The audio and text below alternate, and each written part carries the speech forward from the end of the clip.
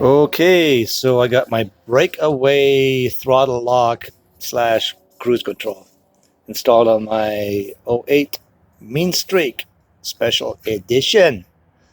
This thing is awesome. I've had throttle locks before, but never something quite as nice as this. Works really, really well. So it's just simple, boom, engaged, fully adjustable, stays exactly where I want it.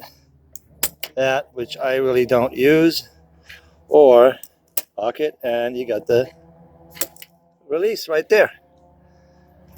It's clamped without touching in between here, and I just took it for a test spin, and it works really, really nice.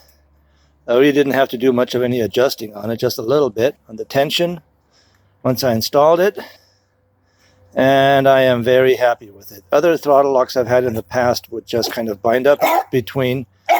Okay, he thinks I'm talking to him. What is it, Gizmo? Are you talking to me? Are you talking to me? What's going on? Okay. Anyways, they would just bind right here in between here and in here. And this one is just,